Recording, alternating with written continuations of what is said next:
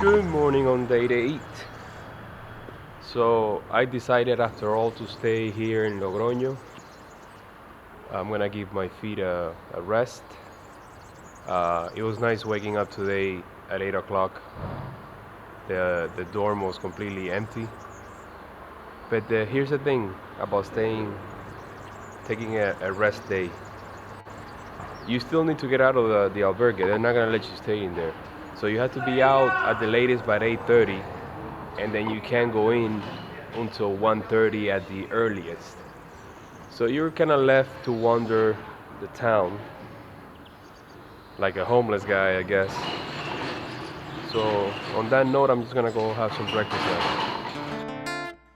So it started to rain, and I'm looking for a place to have breakfast, but everything seems to be closed. Let's look around the plaza, see if I get lucky. The Co-Cathedral Santa Maria de la Redonda is one of the most iconic landmarks of Logroño. It stands out from its elegant and slender Baroque towers known as the Twins. Designed by Juan Bautista, construction began in the 15th century. Although the temple is of Romanesque origin, it retains little of that period.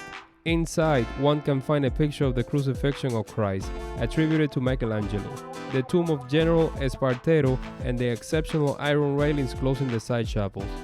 A must-see destination if you find yourself in the capital of La Rioja.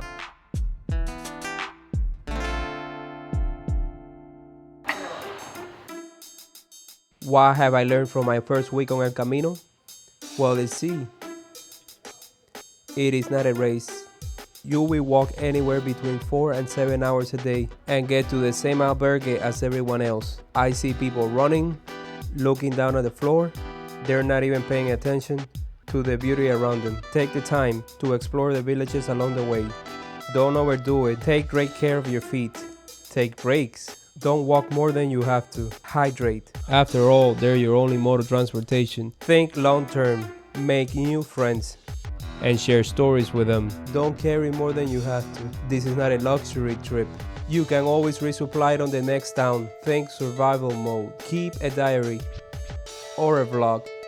The news says it's gonna be a rainy week. Don't forget your rain gear. Above all, have fun.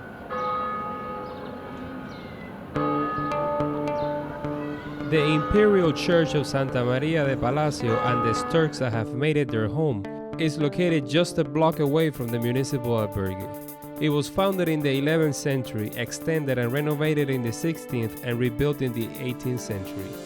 I get my pilgrim credential booklet stamped and decide to spend a few minutes to admire the main altarpiece by Arnau of Brussels, the statues of the Virgin del Ebro and that of the Virgin del Antigua.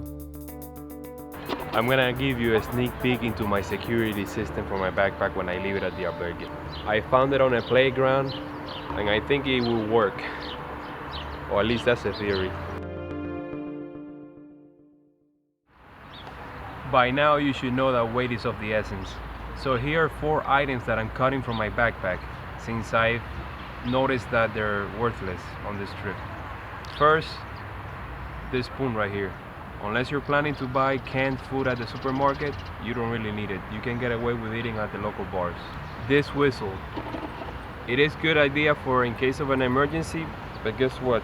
This backpack comes with one built-in already. So I'm good. The 3-way outlet. I've only used it twice. And the last item, headlamp or torch. You don't really need it unless you're planning to leave like at 4 or 5 in the morning. And it's too bright for the albergues. You can get away with a smartphone.